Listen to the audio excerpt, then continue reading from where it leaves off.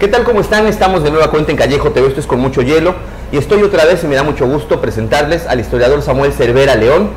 Y hoy vamos a hablar de un tema, pues de una coyuntura especial, a propósito de algo muy lejano, aparentemente, pero que sin embargo sienta las bases por muchas cosas importantes que están ocurriendo hoy día en la modernidad de nuestro entorno inmediato. Nos vamos a referir a la guerra en Ucrania específicamente, o bueno, este conflicto bélico por la intromisión, por la invasión de Rusia a este pequeño país.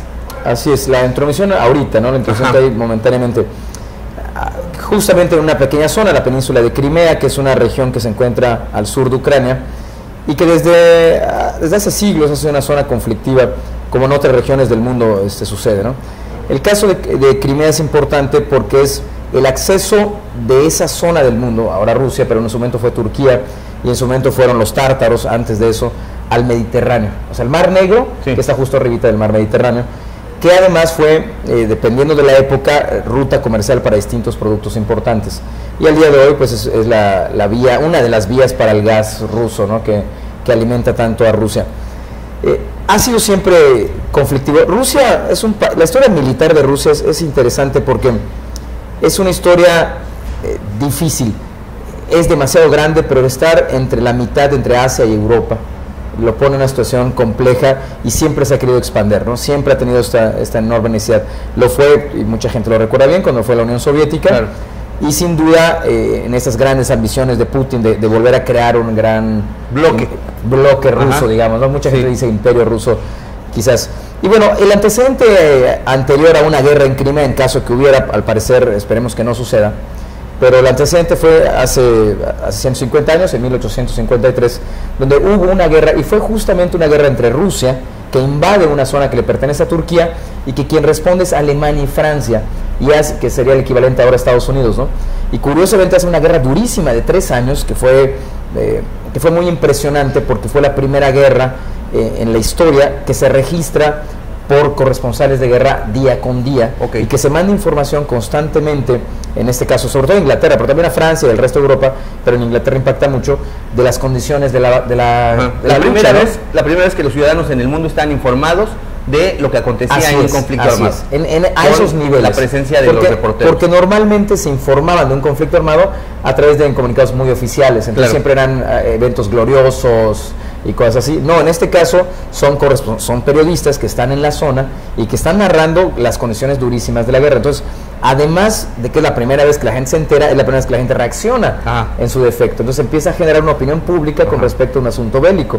Y la primera opinión pública es que las condiciones, en el caso de los ingleses, son malísimas, sobre todo las condiciones sanitarias.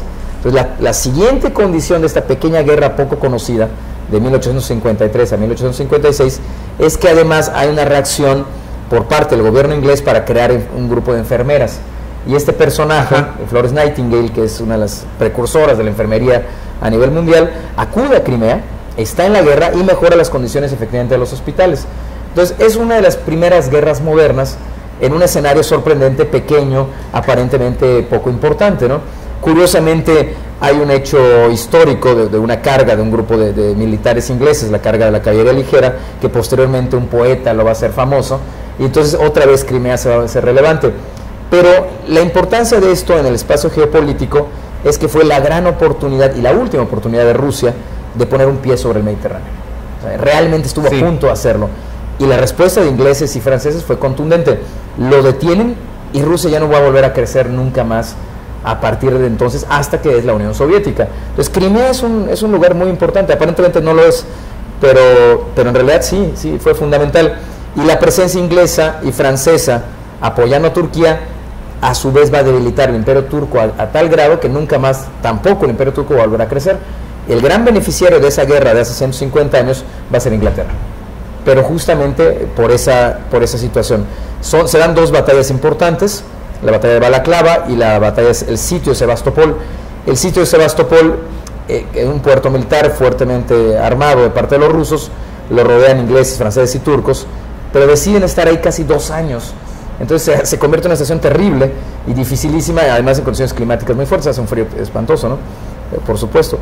Entonces eso además genera mucha opinión pública al respecto. Finalmente termina la guerra, se rinde Rusia la pierde y se retiran las tropas, pero queda la huella que va a tener mucho impacto en la siguiente guerra, que va a ser la Guerra Civil de Estados Unidos. Sí. Porque la Guerra de Crimea fue la primera guerra fotografiada en gran escala, que fue otro detalle. No solo están los corresponsales, además hay fotos. Sí. Y las fotos son muy impresionantes. Entonces, la siguiente guerra, la Guerra Civil de Estados Unidos, ya van a ir los corresponsales, ya van a llevar sus cámaras, y entonces van a empezar a convertirse en este fenómeno que es que los medios influyen de alguna manera en el mundo militar. Y el mundo entero está interesado en los conflictos. Y el mundo entero bélicos. se va a empezar a interesar en los conflictos bélicos mucho más de lo que ya se interesaba antes, porque no son dibujos, litografías, nada, sino son las imágenes, ¿no? Informes oficiales. Y además tenemos los enfermeros, la Cruz Roja. La Cruz Roja, ese es el otro elemento importante de esta situación, sí, del caso específico de la Guerra de Crimea. Pero lo actual que posee es que una guerra en esa zona del mundo, como pasó en ese momento, es muy peligroso. Sí. O sea, es tan estratégico, son unos sitios tan estratégicos como Palestina en su momento y otros, que no puedes tener todo el tiempo a un poder dominando ahí.